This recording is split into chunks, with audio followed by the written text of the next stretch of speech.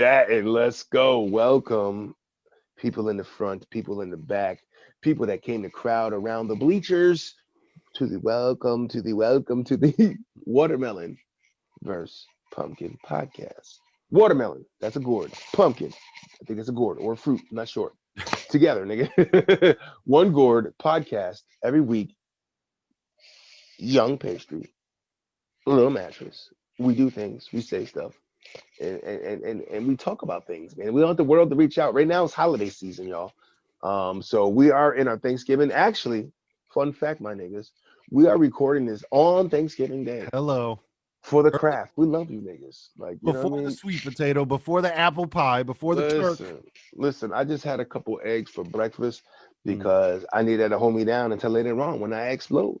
Because there's going to be some collard greens and good things going on. So it's Thanksgiving, and here we been going into diving into some cinema life of setting the season in the spirit of the holidays. Last month in October we did the whole scary movies throughout. We kind of chimed into those. Started this month off with the what was the first one we did Dutch. Dutch. We did Dutch. How can I forget Dutchy? Probably because I smoked Dutchy or whatever. Dutch was a good holiday with Ed O'Neill, aka Al Bundy. Was a great one. We set it off with. So we went down the line to 1987. And boy was a young lad. Young pup out here in this kennel. Um, 87, Steve Martin, John Candy, Planes, Trains, and Automobiles. Man. Planes, Trains, and Automobiles. These guys, if you know John Candy, you know Steve Martin, you know the 80s is where they dwell and where they live. You know what I mean? Yeah, dwelling. You know what I'm saying? This is where they reside and for most of their big careers, movie actor wise. You know what I'm saying? The 80s is where Steve Martin was like, forget about it. Came from Saturday Night Live. I believe was John Candy. I don't think John Candy was Saturday Night Live. I don't think he was. John Goodman was. Yeah, I don't think John Candy did Saturday Night Live. Nah, a lot of appearances. He did a lot of pop-ups up there, hosting type of things. But those two guys are the main two guys of this movie here, and good old holiday fashion movie of trying to get back to your family, similar to Dutch, getting to your family in a holiday. Same guy wrote it. Same guy directed. John Hughes. John Hughes Gives that feeling, Right. He gives that. It makes me feel like Johnny Hughes had a lot of separation anxiety around holidays for some reason. Could have been. He went through some shit that he's like, listen, somebody needs to express this feeling. Yep. That guy's gonna be me, Mr. Hughes.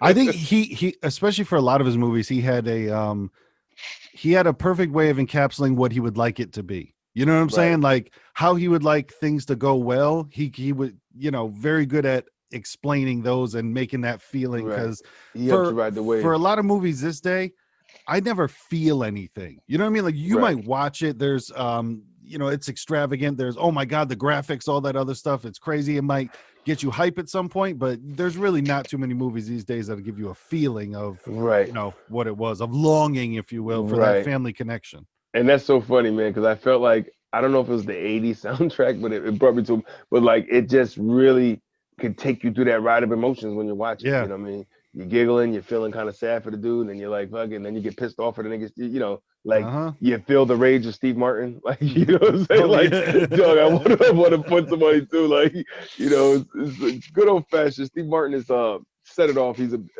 pretty businessman, right? I forgot what business he was in.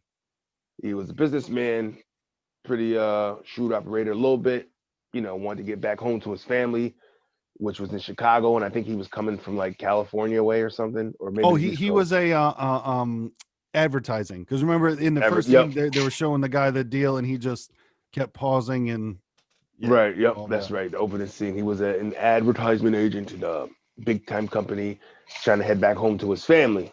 So from that, it just starts a fucking debacle of fuckery. You know what I mean? It's like there's no other way to explain it. Like Murphy's Law, I think, is the best way to explain this movie. Anything that can go wrong will go wrong.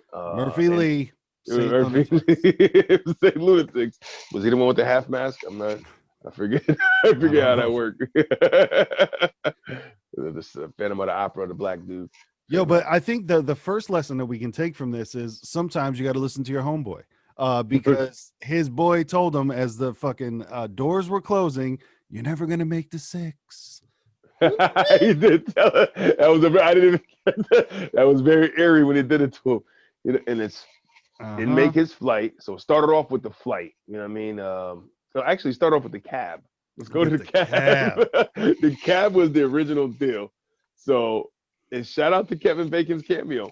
Yeah, I thought he was gonna be in the movie more, but K Bacon just made a boyish grin appearance in the fucking thing. Freshly shaved, looking like he's hot 17 out the box. You know what I'm saying? And fucking Steve Martin's trying to get a cab, and he locks eyes with Bacon across the street. As far as we won't get that cab first, we won't get that cab.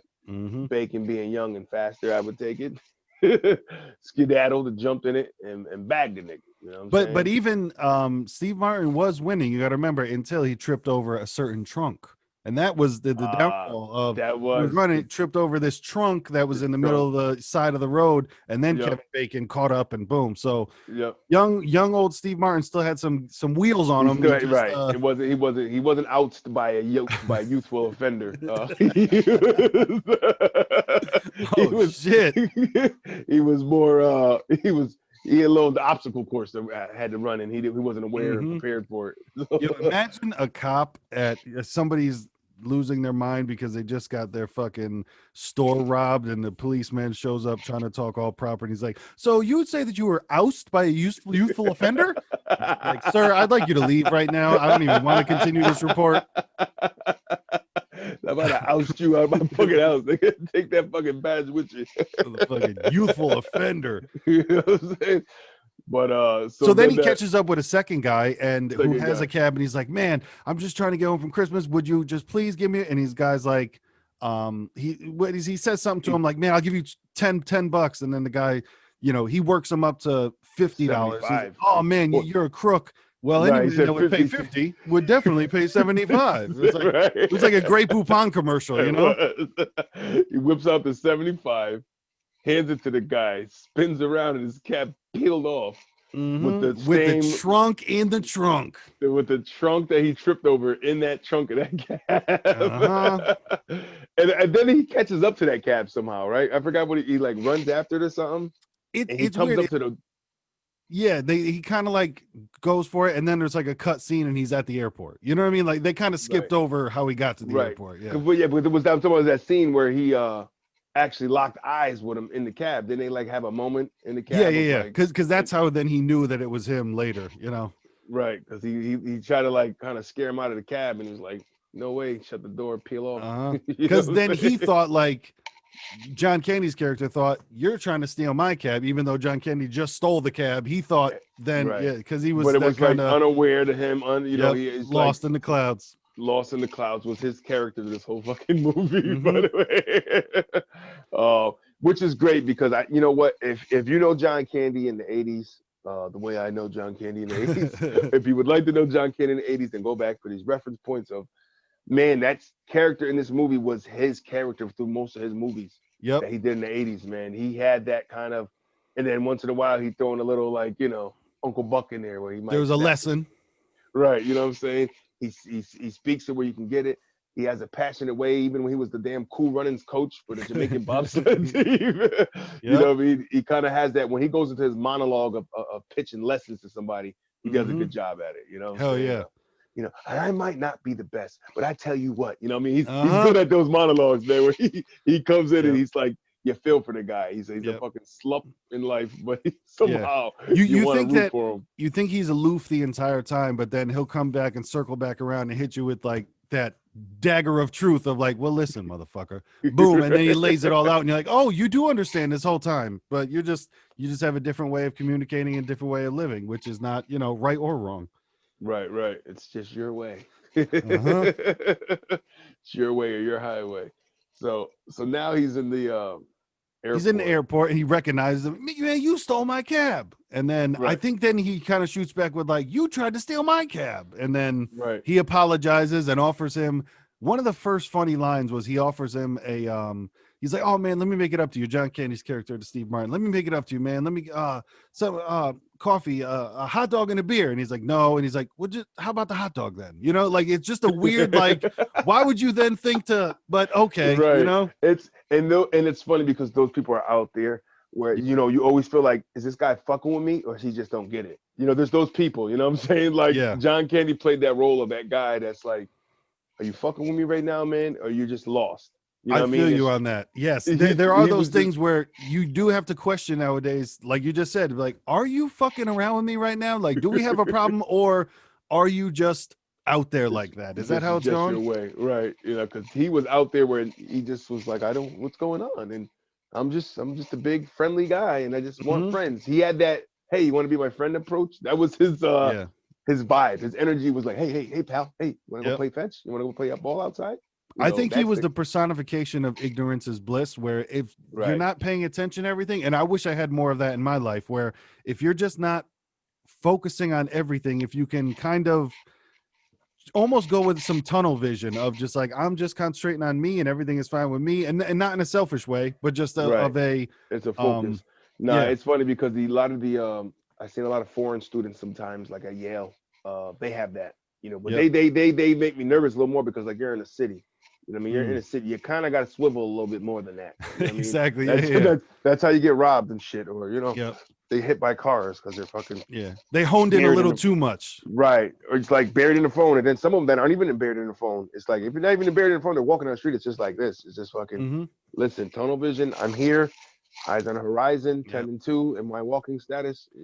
Well, I'm telling you, man, now being out there and doing delivery, something that makes me want to beat the shit out of people real bad. Because like I said, is dogs more than anything are, you know, like I said, I don't care about people. I care about dogs.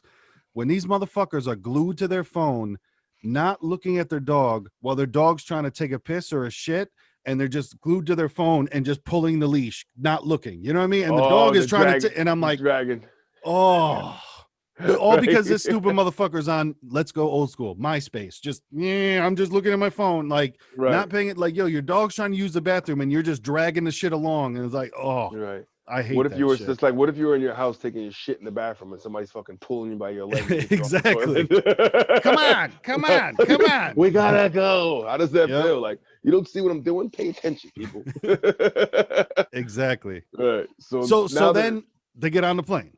No, well, his flight was delayed, right? Oh no, he's on the plane. He's on the plane. That's right. They get on the plane, and just so happens, well, initially he was revoked because he didn't have first class. Yeah, he had to get put to coach. He bought first class. Class. Some fuckery happened in the system, as the people that know. Sorry, sir. Victim of the system. All we got is coach right now. Sorry to tell you that. We'll refund you or whatever. So okay. Yeah, we'll refund you the difference. Fuck you. Right. The difference is you're an asshole.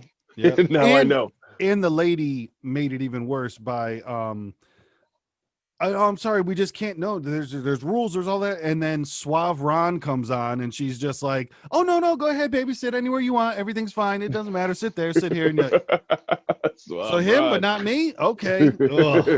Oh, Rico. So then it ends up him being on this plane, and lo and behold, who's he sitting next to on the plane?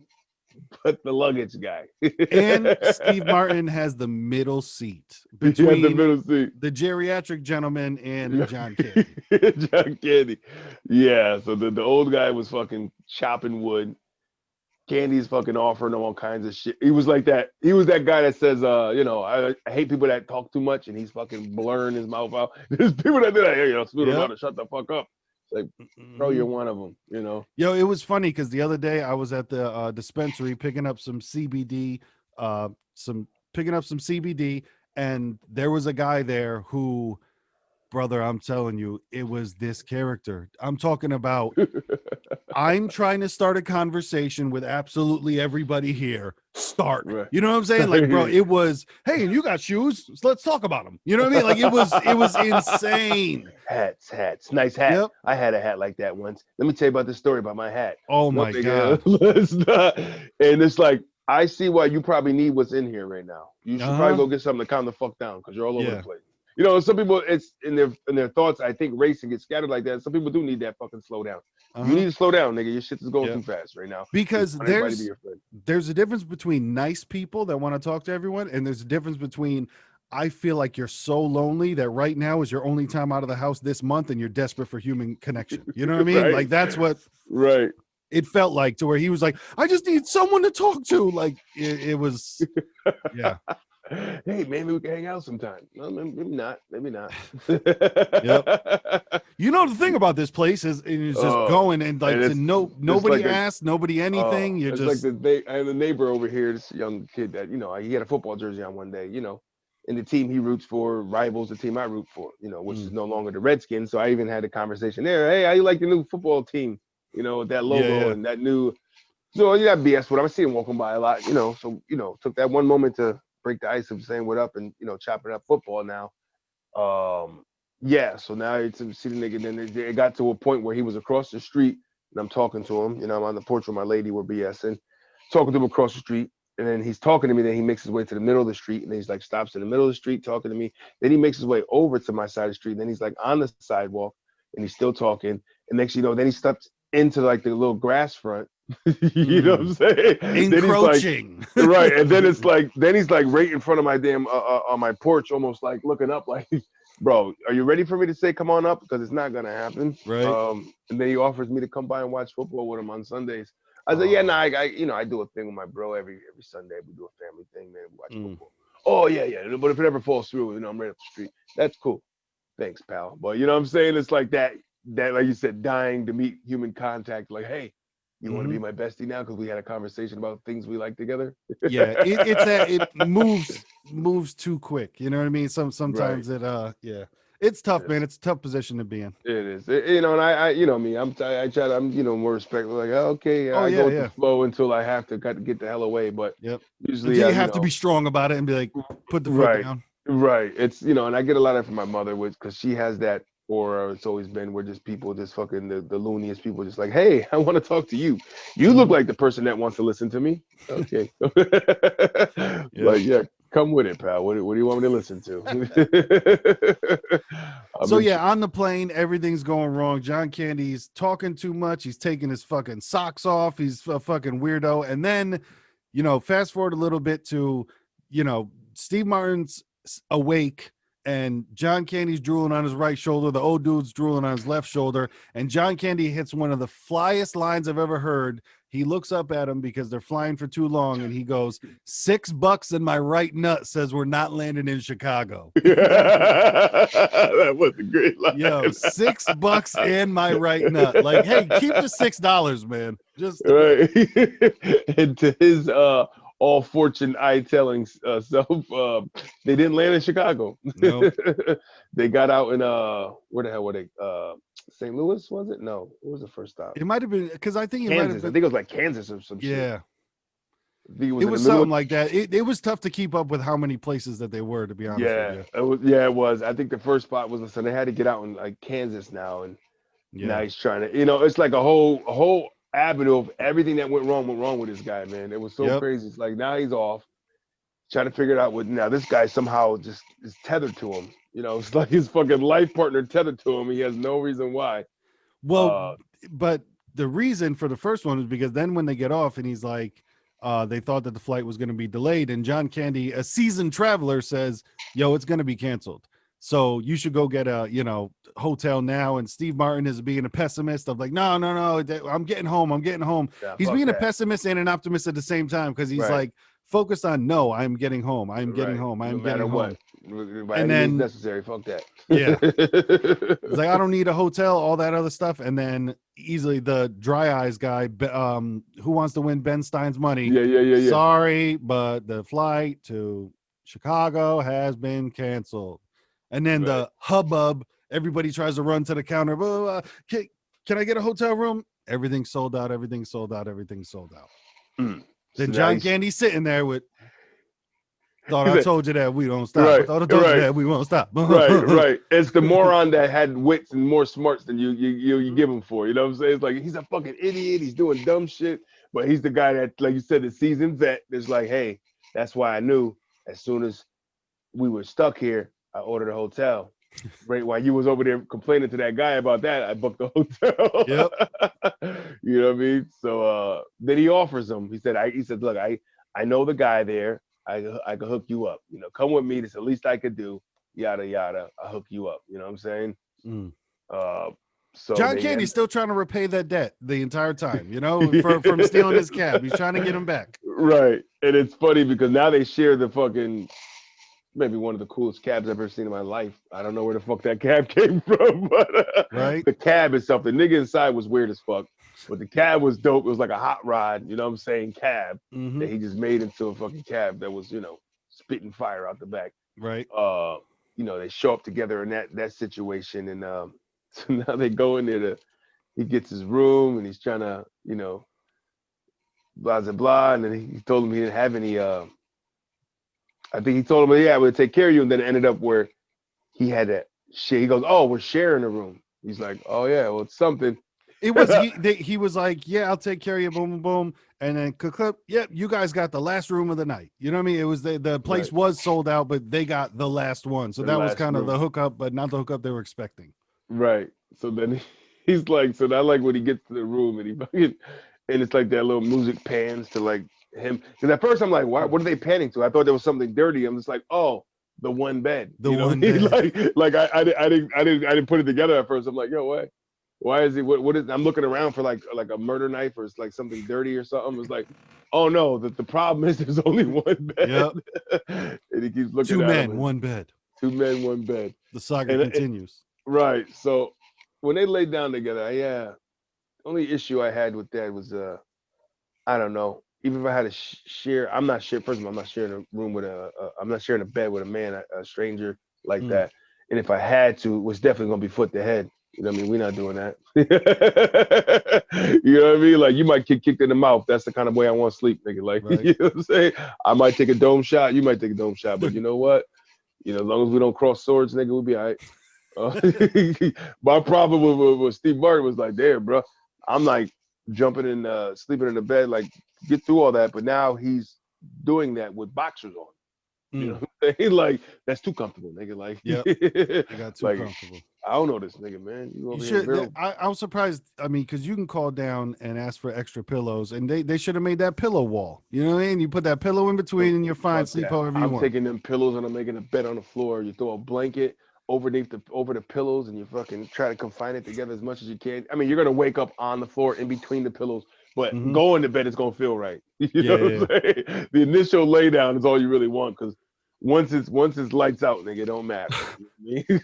That point, your body wakes up whenever.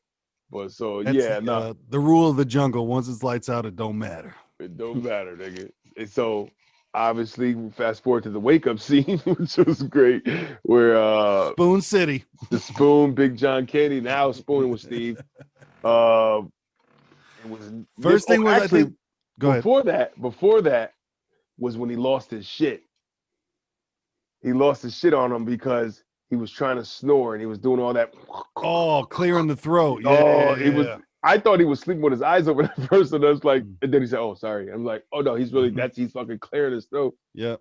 And he was doing all this and that, and then Steve Martin's character just fucking he finally snapped and he got up and just fucking went in on the dude, called him all this and that, you know what I mean, and said a bunch of stuff to him. And the guy, John Candy, sort of like, "Oh, I might be a lot of things, pal." Like he did the whole like you hurt my feelings kind of deal. You know what I'm saying? That was his first like drop of knowledge. You know what I mean? Was the whole like, "Hey, pal, well, I might not be perfect, but hey, you know what I mean?" Like he had a nice little. That's that 80s John Candy came out. I might not be perfect, and I might not have this, and I might like he's great. No, I swear to God, he put that in every one of his movies, and I might not this, but I tell you what I do have. Well, tell him, John. Yep. Let him know. You know what I'm saying? So, but and even a quick anecdote before then to just everything's happening wrong in Steve Martin's life, which, bro, I promise you I've been through this before. Like I have lived this day. Because like even the other day, man, remember I was asking you about the for the car, the emissions. Oh yeah. Bro, literally like this is written into I'm driving to do it and my fucking check engine light comes on. I'm like, get the fuck out of here. Like this isn't So I didn't do it because I'm like, I'm not gonna go spend $20 for them to fail me because on the way, I'm like, this isn't what? Yeah. You could have went and checked it out because I know sometimes not every code is a fail. You know what I'm saying? There's some of them that they even though your check engine light comes on, it's something that if it's something minor, I forgot. I think it's only like certain engine things that fail.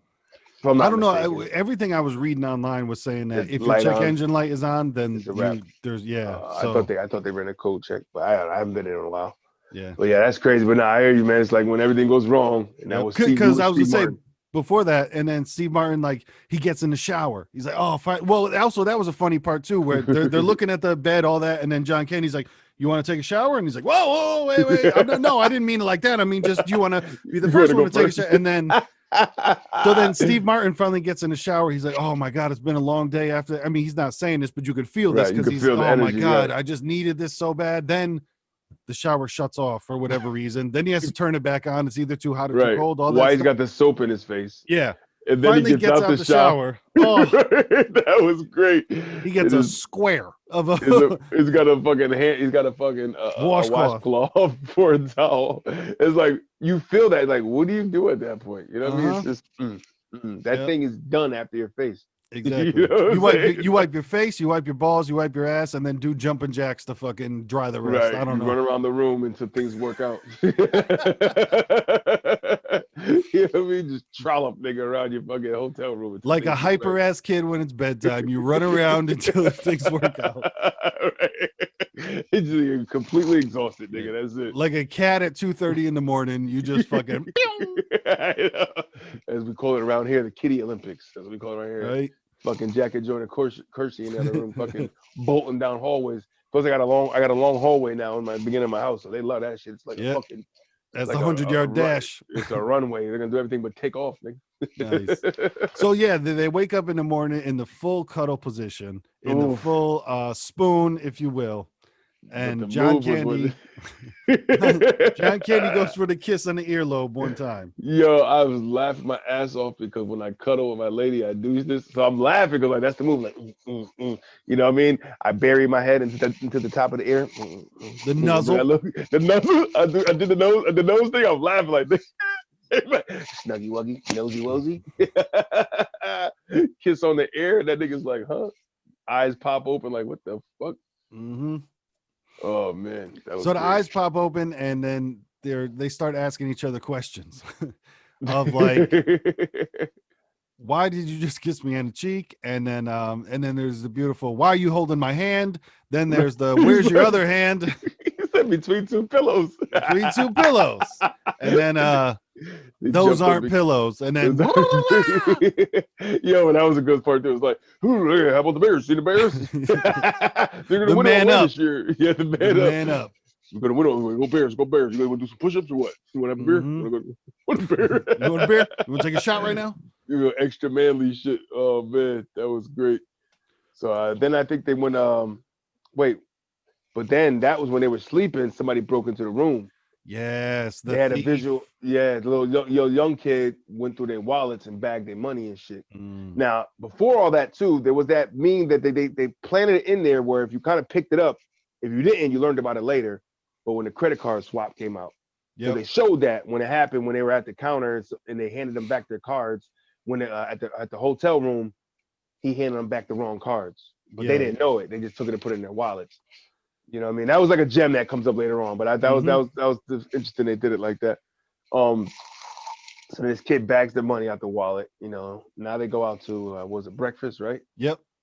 And that's when they start talking. Now they're breakfast and they're kind of getting to know each other a little bit. I think that was like their final moment. I mean, the first time to actually sit and kind of ask each other questions about where you're from and you know your wife and this and that. They kind of started talking about that, and John Candy's talking about his wife and you know what I'm saying and. You know, he hasn't seen her in a while, and he won't go home to her, and you know, so now they're kind of. I haven't been home in years. Haven't been home in years, right? So they're relating with each other on this whole getting home thing, and you know, at that moment they had a little, hey, you know, connection, sort of say. Yeah. Until it was time to pay the bill. Until it was time to pay the bill. Going to the wallet, there's no cash. So now he's blaming John Candy, calling him a thief. I had $700, which. In '87, if you got $700 in your pocket, it's like walking around with a couple grand. I'm sure. Yeah. You know what I'm saying? Like he had fucking $700. He's like, oh, you stole it from me. He's like, oh, why would I do that? Now they're going back and forth. Look at my wallet. I had $263 in my wallet. If there's a penny more, then you can tell me right. He gave it back to him. There's nothing in it. We were robbed. Yeah, nigga, you was robbed. Yeah. But he's got a credit card. He got a Diners Club. What was it? He's like, I got a Visa, I got a something, and a Diners Club. Or I got a Visa, I got a Diners Club, and I got a gas card. That was gas it. Card, right? And then, and then John Candy had something. He had one bullshit ass card, and he's like, yeah, it's a 8 franchise chain in the Pacific Northwest. You're like, what the fuck? Of course you do. And just to throw it out there, John Candy with the big trunk of shit, he sells shower curtain rings. Yes. Like the guy who wrote that script, John Hughes must have been like, yo, we're going to have him sell shower curtain rings. Why not? Mm-hmm. You know what I'm saying? But they're supposedly the best shower curtain rings. They never, because he's like, he talks about it sparingly in the movie about how, they'll never fall down. Like, all right. I've never had one that has ever fallen down. So, okay. When he had the hustle to get fucking money and he started pretending they were other things, that was great. It's like they're filled with helium, so they're really light. Like, what the fuck is you talking about? The earrings at one point, you look at least 18. Yep. Right. Back go to buddy. But so now from there, where did they go from there? They went on like did they go hitchhiking from there? I forget. Was it the bus? Because I know he had the credit cards. He had the credit cards. Oh, well, that's when they rented the car? I think that might be too soon for the car rental. Well, it might be too soon. It's tough because, like I said, they were on so many things. There was so many adventures they did, man. And it's just like the one thing after the next. But the fucking the bus ride was funny because it's like, John Candy's a big kid. It's like he's like, oh, look at them, they're making out. He's like tapping them to look at him. You know what I'm saying? So Steve Martin's just kind of looking at him like in disgust a little bit. These two young kids are making out on the bus, leaning over all next to him. And then the guy's like, hey, you want to take a picture, pal? And just like John Candy's reaction was just funny to me. He's like, I nailed you. Like, nigga, you the one that told me to look over there. Right? That was the fucking worst. Like the high school kid that just, I nailed you. Like, bro, I'm telling you, when we used to work at the fucking, museum, there were so many people like that. The art gallery, there were so many people. I remember being next to him. Look at him. And you're like, it's a normal human being. Chill the fuck out. Like they're that's construction worker CO type shit. Look at that. Yep. Look, I've fallen into it. I know it's a thing. We get like hyenas sometimes. It's like, yo, calm the fuck down and act like you've been here before. Act like you've been here before. You know what I'm saying? It's tough when niggas is like secluded at work. I think some guys should go there just to unleash their animal because at home they're pretending to be a secret little church mouse. I think that's what a lot of it is at home they play a different character, so when they get out of work it's kind of right, the beast unleashes. Let me just fucking lean back on this park bench with my fucking hand in my pants and peer around. You know what I mean? About peering around, right? Let's not do that, pal. You know what I'm saying? Oh god. But so from there I think they were trying to get after breakfast they hooked up with the fucking somebody that John Candy knew. It was old fucking homeboy. The real funny scene. Homeboy he pulled up with the truck. He pulled up with the truck and with his wife and with the baby. The dude that kept almost spitting, where he was like, yeah. Disgusting. I guess in the layman terms would be the image of a redneck.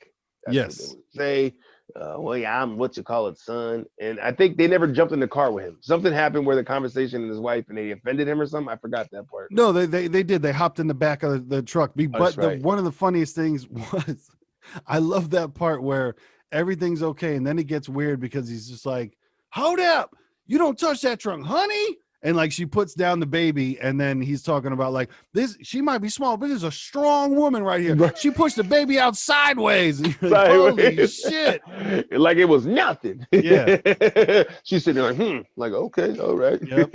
And then they're all just like, well, no, see, we already got it. Oh, it's already done. Like trying to be the nice guys, but it was a nice little dip into Like, bro, I'd love to watch, a side, how nowadays they do spin-off movies. I want a spin-off movie about that family. You know what I'm saying? They were crazy. They got their own shit going on. It's like, this is Born in West Virginia type shit. So they thought they were getting picked up to ride in the truck. Turns out they're riding in the back of the truck in the hay. So they're going down the road, bundled up, all shit like that. Steve Martin sees a pair of gloves. He goes to grab it. A dog is under the hay. Where the fuck did that come from? I know it's a fucking dog pops up trying to fucking bite him. Yep. That was great. Like, where did that dog come from? And why the hell? They can't see him. Silhouettes, turkeys outside. You know what I mean? Of why the hell is there a dog underneath the hay here, sitting back here quietly to bite a nigga? You know what I'm saying? Like, that's fucked up. Mm-hmm. Oh man. So after that, go ahead. No, I was gonna say, wasn't it was the train ride from there? Yes, the train was after that. All right, so now, and that was their first goodbye as well. Right, and that was when he said we're gonna go our separate ways, kind of deal, and that it's better off if I go my own way. You know what I'm saying? Yeah, all right, I understand. I understand. I get it. Yeah.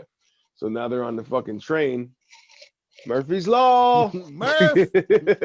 Fucking train breaks down in the middle of fucking nowhere somewhere. So now they have a fucking, what do you say, about 2, and I love how the train does, like, about 1.5 miles down that way, just walk that way and you're gonna across the field. And you know that field, because the field is, for anybody watching, anybody listening, the field is the field when you are pumpkin picking. It's that sideways jagged hay. It's that weird lumpy something was grown there and it's not in season right now. You know what I'm saying? Yes. So you just got rows of fucking people carrying luggage.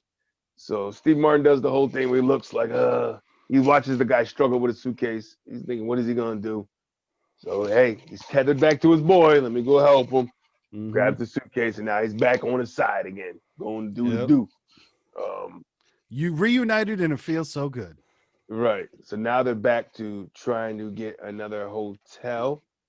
No. This one was then they're sitting in the train station or whatever station it is, and he goes, "You ever travel by bus before?" So then they took the bus after that. Then they took the bus, right? So we jumped to start with the bus. So the bus came after that. That was when the whole scene. Well, I just talked about it. I didn't say that happened, but that was the whole. Good. Yeah, when he was looking at the the girl and all that, yada yada, super duper jazz. Yep. So and before that is the scene you were talking about where he starts hustling the rings to. These are earrings. These are all he starts hustling his rings to people. And I think that's how they made the bus fare, something like that. But it was it was a journey. It was a journey. So then they get there, and then that's when they try to get the car rentals. Yes. That was the time for the car rentals when he's like he gets off because now they take the bus ride and he's like, oh, we're gonna go our separate ways. He hits him with it again. You know what I'm saying? This has been fun, but we're better off by myself. You can go your own way. Yeah. So he gets off he gets his rental, he gets his keys, he fucking goes to the shuttle. He gets the shuttle to the fucking parking lot where the rentals are lined up and there's numbers on the ground. And he's looking V5. He's like V5, V34, and he gets to his fucking spot. Sure enough, the car that was supposed to be for him is not there. And now he's trying to run to catch the bus that commuted him there. You know that bus don't hear you. You know that bus don't see you. You know that. Like, it's funny too, because even in the movie, that was the one part where you're just like, he's not there. There's zero chance of that. You know how many buses I've chased in my life? We know how this goes. Oh man, how many public transit buses I've chased, like the fucking snow falling and shit. Like, oh man, just because the next bus wasn't gonna come for an hour. Yeah. Like, yo, there's nothing worse than that feeling, man. Like, fuck, I gotta wait another hour for the next bus. I hate everybody. Yeah. And one of the great things about the John Hughes movies is how you can put yourself into it. Cause like I remember when me and Cheddar, when we went down to Florida for WrestleMania, bro, I had I had a really bad experience with renting a car to where we had it booked way ahead of time. Everything was fine. And then you get there and it's, oh, well, we don't have that car, but we'll give you a different car. Yeah, no problem, whatever. Get to the car, no gas, like literally, like no gas, like zero gas. There's no gas in this. Like, so how do you allow that? Get the next car. All right, well, we'll give you an SUV. Okay, whatever, fine, no problem. Getting that shit, driving, bro. This shit is. What the fuck is going on? All right, we gotta take this shit back. Oh So my we God. take that car back. Then there was a third one. So I forget what it was. Something was wrong with that. And at this point, like we had both been up for like 22 hours because we had stayed up the night before to catch the early morning flight. Our flight got all this. Like it was, bro, we lived that scene. It You was lived so that right. fucked, man. Oh, so like you said, he made shit in there that people can relate to, like overlays on flights and Oh, the man. annoying people on planes. You know what I'm saying? Annoying people. I think that's that planes, trains, and automobiles. All the annoying Oh, shit yes. exist on those places. Uh-huh. Things we go through to get back home. Planes, trains, and automobiles. That's So that they get to the truth. automobile part. So that's funny. You think about it. They started with the plane. They went to the train. And they Uh-huh. started getting to the automobiles just to get home, nigga. Just to get home. Um, so now he can't get the rental. Okay, he makes his way back in there, and I think how does he run back into him? Because he's got a rental now. But wait before we get back to him. When he goes on his tirade of when this is when Steve Martin really Oh, snaps. when he went back to fucking, that was the best shit ever. That deserves to be like a fucking. That's like a sample you should use at the beginning of your fucking music. Oh man, I'm telling you. Oh And man. and real quick, there was a trivia thing about it on IMDb that was really fucking dope. Well, how many times he said fuck? It was the marathon car rental scene is exactly 1 minute long from the time Steve Martin starts his tirade to the time the attendant ends the scene. In that 60 seconds, the F word is used 18 times. The film would have easily been rated PG or PG-13 by the MPAA if it wasn't for this one scene. That's great. Uh-huh. He went off on it. He goes, she goes, "Hey, can I help you with something that what a fucking car?" This fucking thing. He's like, and then there's fucking this, and then you the fucking do. And he was just like, yo, I was fucking dying. I was like, yo, this dude is But I like felt him. I was not mad at him. I felt him. that teapot exploded, and you know it teetered, man. It teetered for too long, man. Yep. That's what it was. Is I need a fucking car. I paid for a fucking rental and but that is the thing, man. They, especially car rental places, bro, they are not in the hospitality business. They just aren't. They're numbers. You need what we got. So exactly. we know what you need, what we got. If you don't like it, go somewhere else. But it was like what pissed him off to top it off is like when he pulls up to the fucking line on the chick, she's on the fucking phone making him wait for a couple of minutes, talking about Thanksgiving turkey and shit. Exactly. Okay, I'll bring the stuffing. And he goes, and she goes, okay. Oh, that's the worst. And it's just like, you're working here. I didn't ask you to do that. Were you on the phone talking about fucking Thanksgiving? Yo, the self-control it takes to not slap that hand in that situation, in any situation where it ever happens to you, whenever anybody's doing it. Like, I hate it. I've had to have this talk before to somebody.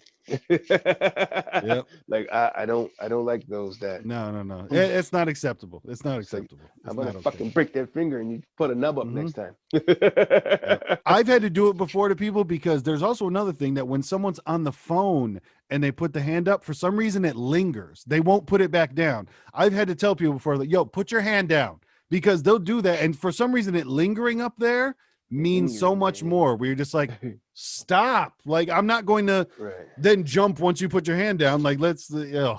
Right. And I think that's just the one on the phone one is the one. She's like, I'll just, yeah.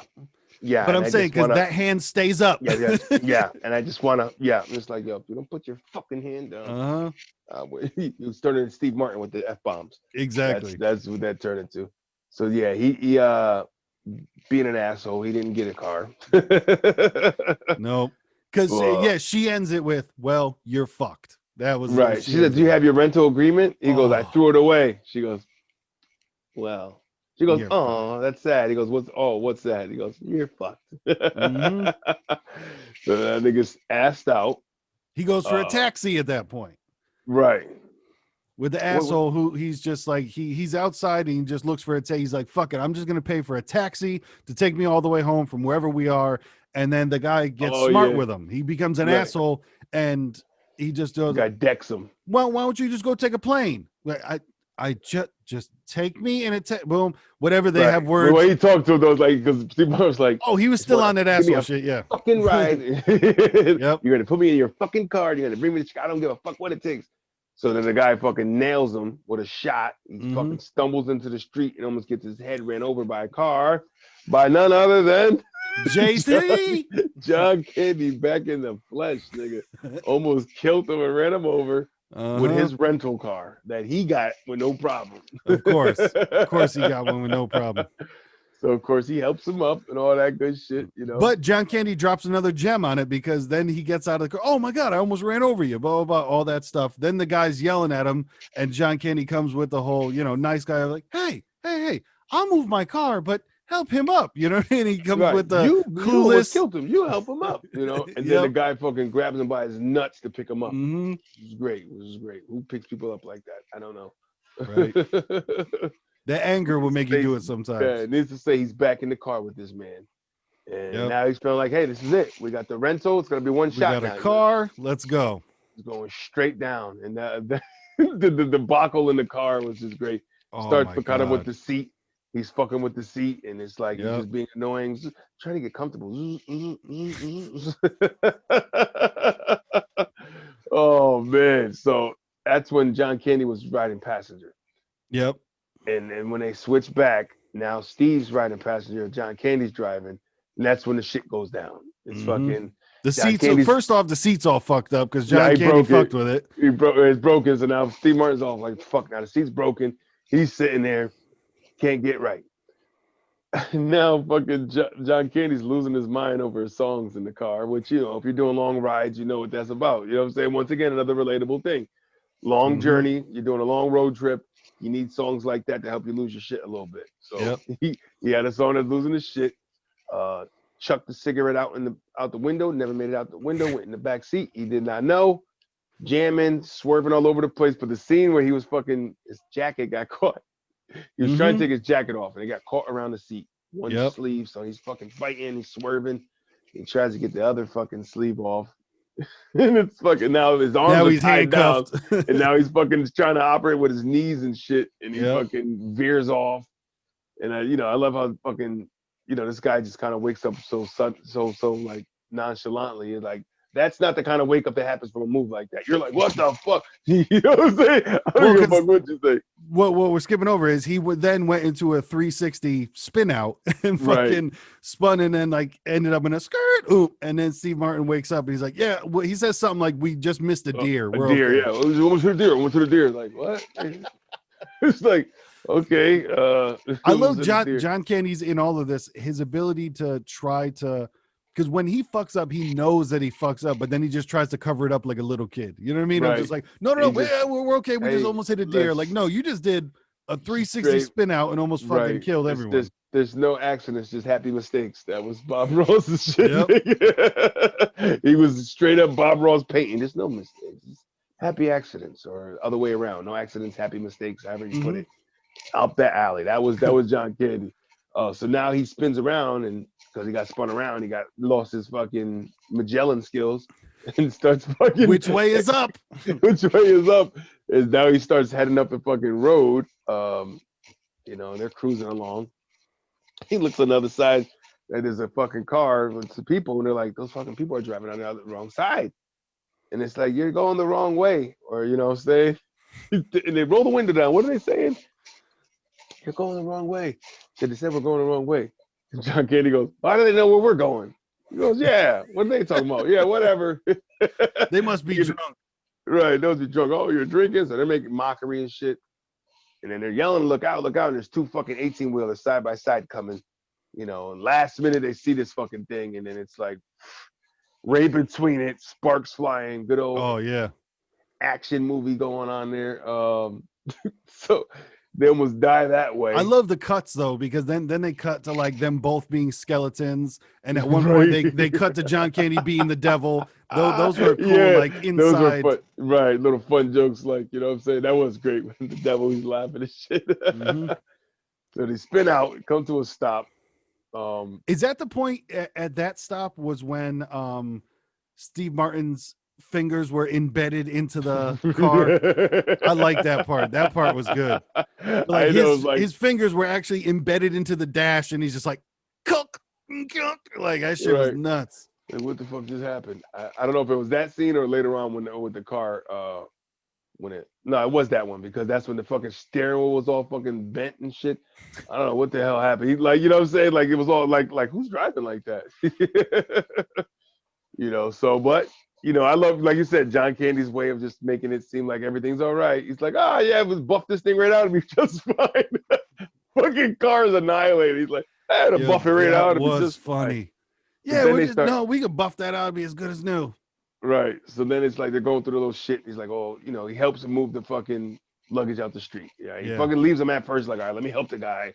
Once again, this asshole, I keep calling an asshole, I end up having to help, Pulls the luggage out. They're sitting there on the luggage together. And in the background, the fucking car is engulfed in flames. They just that beautiful noise of just foof, you know what I'm saying? Right. Like you hear the air go of just like foof, now it's a flame. Right. So now they're back and forth. Now they're staring. And Steve Martin just starts hysterically laughing. He goes, finally, something happens to you. You know what I'm saying? It's been me this whole time. So now he's laughing, and John Cage's just laughing with him. And he's talking about his credit card.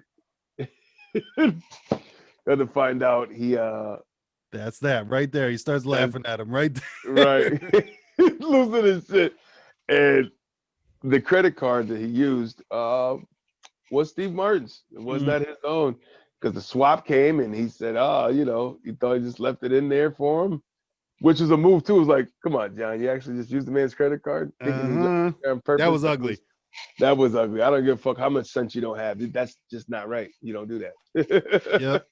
So now it turns into like, you fucked me again. That was my credit card that you rented that car with. That's on fire right now. So once again. Yep. And Steve Martin's wallet was in the glove box. That was right. So his wallet's in the glove box. Because when Steve Martin went to go to sleep in the car, he's like, I'm gonna put my wallet in the glove box, just make sure I don't forget it. So then when the car is on fire, they know, that card is in there and it's in everything's in there. He goes, well, where's my card? He goes, well, I didn't know. I felt bad. I put it back.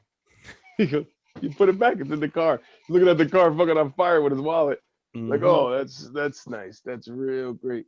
So they end up driving this car still. They still works. Out. Right. So now it's like this smoking mess. And they get to the hotel room. And they got no money, so now they're trying to fucking finagle things. And the guy's like $42, which is like 1987 prices for a hotel.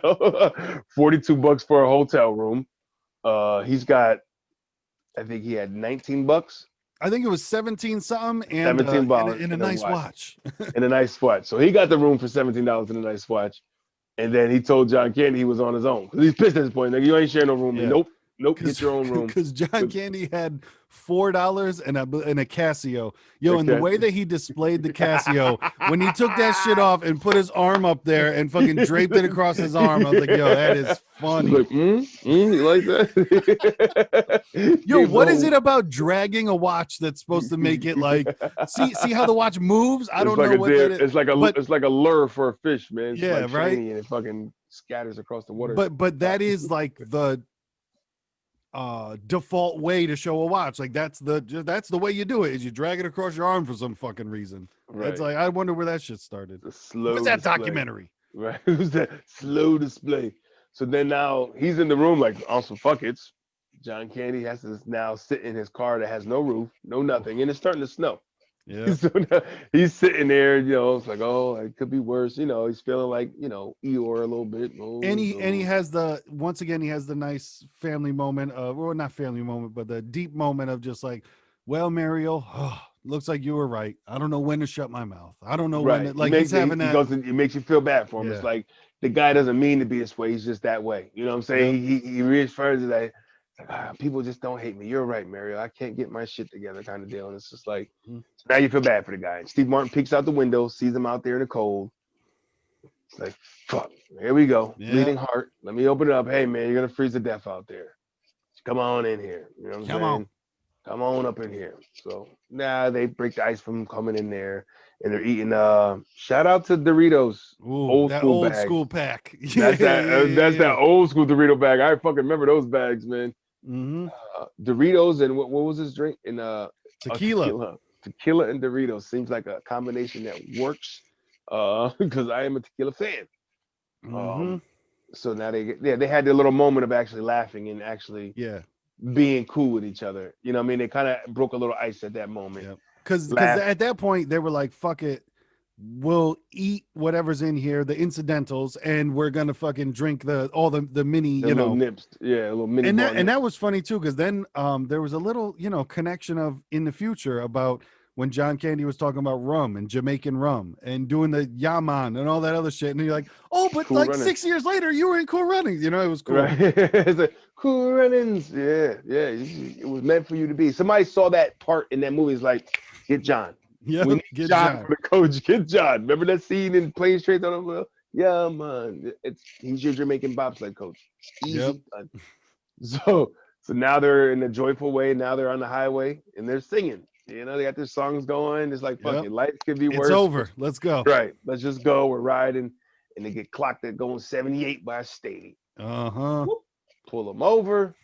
You know what I'm saying? He's like, fucking. Oh, but really quick before then, they wreck the fucking hotel room with the car when they're trying to leave because they're stuck in the snow. Yes. Pushing it back and forth. Then it goes reverse. Nails the hotel room. It's like, all right, let's get the fuck out of here. Peels off, leaves the shit in shambles. Just fucking pew down the fucking road. Shout out to Shambles, dog. You know what I'm saying? And now they get pulled over. Yeah. Going all too fast. And so he's asking them, he's like, you know how fast you're going? Well, I know my speedometer's melted. Like, I had a little fire, but we put it out. He's like, this doesn't look like a suitable car to be on the road. He goes, oh no, it works good. I mean, the radio works really good. Surprisingly. That shit was so funny. Surprisingly, the radio works, incredibly right now. Clear as day. Car is burnt black to a crisp with no roof. No, it wasn't meant to be a convertible, but it got made into one. Mm-hmm. So he's like, look, I'm not letting you get on the road with this. Of course. Compounds the car, takes the shit. Whoop, takes him in, to take the car and shit. And then from there, I think that's where'd they go from there? I think that was the train. That was the end of the run. No, because you got to remember too, they hopped in another truck. That's right. No, that's when he's sitting there now. He's like, what the fuck? He's outside. And then it's a bam, bam, bam. Here comes a big 18-wheeler and fucking John Candy rolls up. Because Mr. Talkative finds his ways with people. He goes, I got us a ride, man. This guy right here. But he doesn't like people riding in the front. So they had to ride in the back of this cold-ass box because he had food back there. So it's cold in the back of that truck. And it was like Oshknoggin or some weird shit. Right. Some weird name. It was like chicken product or something. I don't know what the fuck it was, but they were Oshkonoggin. So Oshknoggin, and it had a Oshknoggin cheese. That's what it was. Oshknoggin cheese. It was a cheese, and they were in the back of this cheese truck for the duration. For the duration of that was to get to Chicago. That's when he got to the train station when they had parted ways, and it was that whole like hard goodbye thing because he actually bonded with the dude, man. You know what I'm saying? It's like they went with a hard hug. They went with a strong man hug at the end. Yeah, it's like, yeah, man, it's been great, and all right, and I can't wait to meet your wife. So he keeps talking about his wife, and hey, man, hey, look, you got somebody that loves you, and that's what counts. Doing all that, because Steve Martin was still on the defensive of just like, all right, yeah, no, like we kind of came around. This was kind of cool experience, but it does end here. You know, right. Still on some point, you're not coming over and taking it back. I get to meet your wife someday, and you can tell Steve Martin was like, "Hey, man, glad you got someone that loves you. All right, man. Hey, bye." Right. He was doing the hell like we're never going to see each other again. Exactly. That was the approach. There was no social media back then. There was no.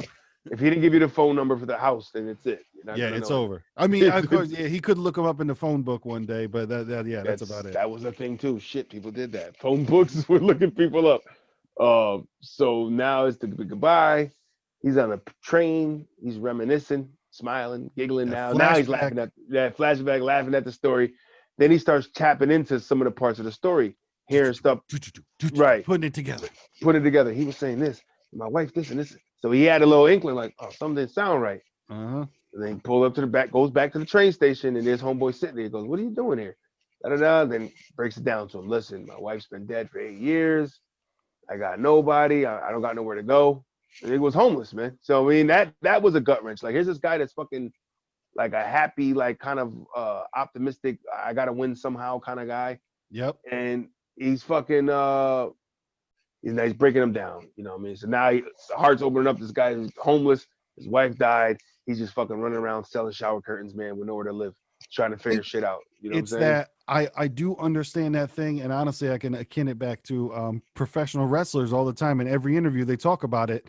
Of like the Undertaker just retired, and he did a nice like hour-long interview with Steve Austin, and they broke it down too, where they're like, I never wanted to go home. He's like, yo, I would go home, I would do my laundry and put the stuff right back in the bag, and then I would just sit there waiting to go out again. And I think that was the feeling of that John Candy had, that like, if I go home, I then have to deal with it, and it all becomes real. Right. You It know what I becomes mean? Like, real, and it sinks in. He's almost happier talking about his wife, and yeah, no, I got yeah, a woman that loves me. She loves me so much, and she you'd loves. It's rather like keep running. You know what I mean? right, You'd rather keep going, run keep away going. from the problem that lies afoot on Yep. your doorstep, nigga. Yeah. Yep. So he ends up taking the dude to his house, man. You know what I mean? Which is cool. Yo, but that iconic scene though is when they're both walking with the trunk then, and it's a good walk with the trunk. You know what I mean? Right. They got that far away wide shot where you can see their full bodies in the trunk, and just like it's almost like dun dun dun dun dun. You know what's crazy, man? Now that I think about it, it's the that had to be the third leading character in the movie. It was The trunk, yeah, Steve Martin, John Candy in the fucking trunk, man. Like for real. that trunk was such a fucking pivotal thing throughout the whole thing. Yeah, And I bet you there's probably little gems if you look at the stickers on those trunks. It probably has little gems in there or something, I could like imagine, behind the scenes shit. You know what I'm saying? Did you know that this sticker meant this X, Y, and Z, little Easter egg for you motherfuckers? But all in all, it was a good holiday movie, man. Yeah. So basically, they but real quick, just to button it up, they walk in the door, and then obviously, Steve Martin, I think, then appreciates his life so much more than he did before. Of like, wow, I'm home, and I see that this guy doesn't have anything, but I have all of this. And right. when he sees his wife, it means so much more than it did before, and all that stuff. Right, So right. I thought no one's like, damn, I got a guy here who lost his wife and can't even get his life together, and I need to appreciate you guys no more. Exactly, kind of like You know I got what all this, and I'm so thankful for it. So that Right. was And that's Thanksgiving, the thankful movie, right, man. Listen, they drove it home. Hughes drove it home with the thankfulness, man. You know what I mean? Finds ways for you to be thankful no matter what. You're fucking, the guy can be an asshole, be this and that, but there's hidden shit there, man. There's reasons why that guy's like that. You know what I'm saying? You got to pull the layers back sometimes on a nigga before you judge that onion shell. Get to know the tears on the inside. You know what I'm saying? Fuck that outer brown coat. Get to the white. Fuck that brown coat. You know what I'm saying? You gotta get to the white of that onion, man. Cry that. Let that shit out, man. Yep. But yeah, man, once again, it was like John Hughes just doesn't miss. It was so good. Like I said, with new movies nowadays, obviously you can't compare them because everything was just different back then. We lived in a different world, but man, I like a movie that makes me feel something. And the John Hughes movies, they really hit you in a spot that, like, you know how people would joke around about, like, damn, when Drake makes love songs, he makes me miss a girl I never even met yet. You know what I'm saying? Like, just hold on, I'm coming home. I got nobody to go home to.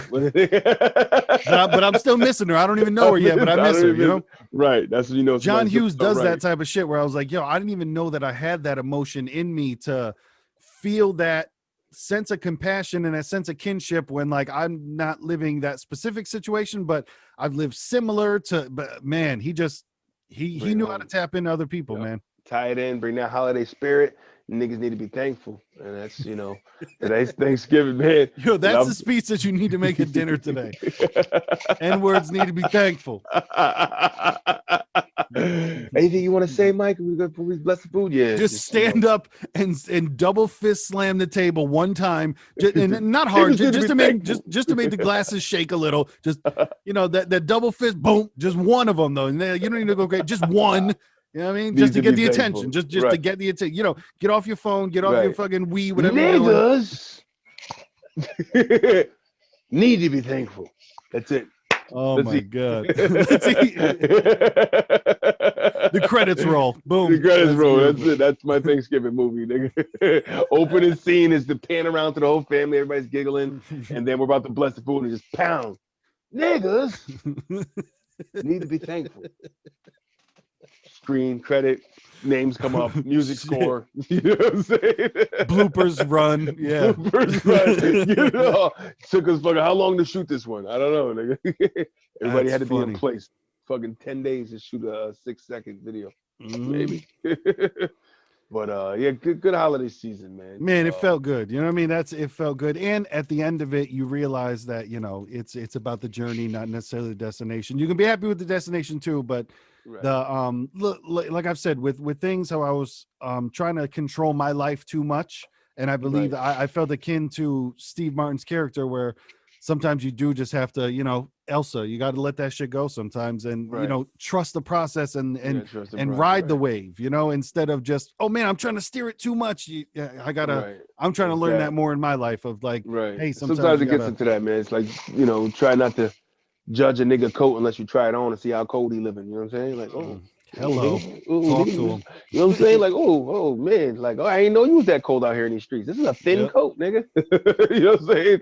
Like, hey, you never know what somebody might be going through, man. You know what I mean? And be thankful for what you got, man. And you hope. And sometimes it's worth it to take that 8 o'clock instead of that 6 o'clock. You know what I mean? Sometimes you just gotta be like, hey, instead of rushing right now. Right. Nelly said it best, bitch. You ain't rushing while you rushing. So instead of right now, we're gonna rush and we might barely. And I know that feeling too because of the anxiousness of getting home. Oh man, yes. I want to get home to my kids. I want to get home to my family. Like the nigga just a family man. I want to be with my kids. Yeah. That kind of life when you're living that business, when you're away from your family like days and weeks at a time. That's tough, especially if you got little kids, man. You know what I'm saying? It's like, when's daddy gonna be here? Yeah. Who's the mailman that keeps coming by, mom? And I know the instant gratification feeling, and like I said, when I was shopping for curtains and shit like that, I'm like, I just want to be able to go to a store and buy them today. But then I waste my entire day trying to do that and trying to find the right ones when I'm just like, buy it online, it'll be here in 2 days, everything's fine. You know what I'm saying? Where it's fine. Just scroll, find the one you like, boop, send it. Because I know that, because I can akin that to like, yeah, but I just want to catch 6 o'clock and I want to go home now, and it's right. I think that's what's more now 8. Too. Yeah, wait for the 8. That's the T-shirt right there. Wait for the 8. But I feel like I was gonna say something about the what were you just saying before that? About just having the patience and not running through it. And I know about going out and like, I want to buy it today instead of getting it delivered. Right. Now there was a point I was gonna make about like the whole, that's gonna become a thing of the past. Like it's gonna be a nostalgic thing to actually go shop for shit. You know what I'm saying? Like that's like, you're a nostalgic person. Like I consider myself kind of nostalgic because like there's times that me and my lady, she's like that too. Like we can go into a store and kind of fucking browse and buy one thing and be in there for an hour. You know what I'm saying? Yeah. Like, like my mother drives her insane. She's like, I can't with you guys. I come here, I get what the fuck I'm getting, I get out of here. That's, you know what I mean? That's her vibe. I get it. There's a lot of people like that. So like some people are like, no, I don't like going to the store with y'all niggas. You and your girl are the worst. Like we like to look at shit. You know what I'm saying? Yeah. Just check it out. Maybe something else I'll get in the future or whatever. Maybe I'm contemplating on getting it right now. I don't know. Right. But it's a thing. You know what I mean? I think it's gonna get to that point where nobody's gonna do that anymore. Yeah. It's just too common to see. That generation that's underneath us are going to catch up to our age, and they're going to be the young adults when we're like young seniors, and they're like fucking 30, 40 and shit. And like I think that there's going to be like you said, that generation coming up of, they would never understand why you would do that. You know what I'm saying? Where it would just kind of doesn't make sense to them. Exactly. Right. Yeah. Which you can't be mad at. It's one of those. Yeah, I get that. It doesn't make sense. It's because when we had shit coming in technology, shit that made sense to us, old people, I don't know, like they're still like, what a smartphone? What the hell we need all that for? Just make phone calls. That's all I need. Yeah, but it's so much more. Like everything that you have to do within your life can reside right in this phone, man. You know what I mean? Banks, statements, bills, whatever. Fucking, you know what I mean? It's right here. It's a computer in your pocket, nigga. Talk to him.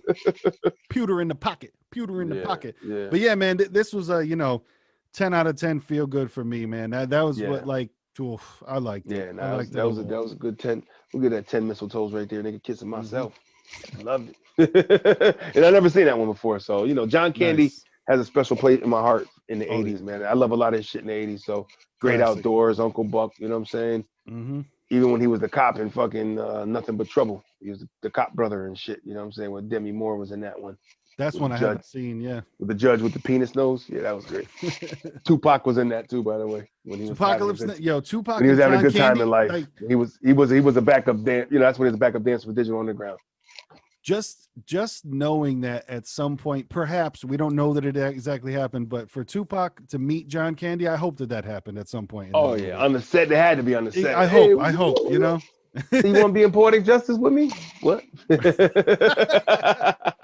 How about Tupac was supposed to be in Cool Runnings before he passed? That's amazing. No, he didn't get the casting call. He was still alive, but he didn't get casted. No, Tupac would have been the first nigga in the front.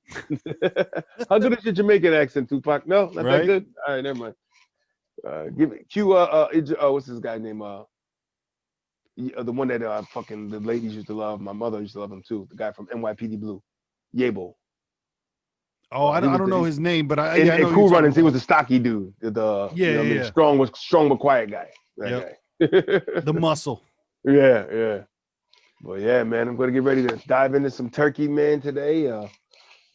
Thankful for all the people, man. I'm thankful for our subscribers and listeners, man. People that audio check us out, even people that ain't on YouTube, because we know that's not thriving with the podcast. But your listeners out there, you downloaders, man. We love you people that chime in and put your ears to us, man. And thankful for this ride, man, of life, and those around you and the good energy.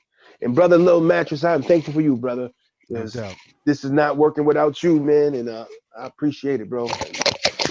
Whoa. We're coming back, nigga. But nah, it's a hell of a year, man. It can only get better. So hell yes. I know. I'm thankful for the year as well. It's been a nice time of reflection. It's made me change, and I always feel weird saying it, but yeah, I am thankful for like what happened this year because it made me change my life for the better. So I'm thankful for the for the awakening that it's given me, and I feel groundbreaking moment.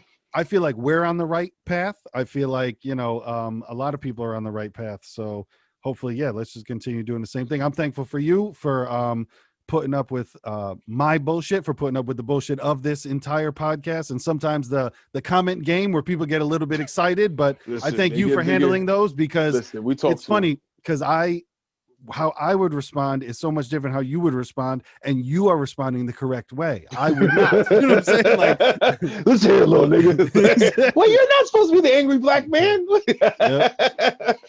So yeah, nah, man, it's a beautiful thing. I'm definitely gearing towards the right path, man, and it's all about feeding that positive energy train, man, and something's got to come out. I've always had that optimistic look, the glass half full look in my life, man. Always that feel like something's got to happen, big's gonna move, and you know what I mean. Some people's like, oh, some people might be you're far shooting something, yeah, maybe, but if you don't feed that, man, you'll never fucking know, bro. You know what I'm saying?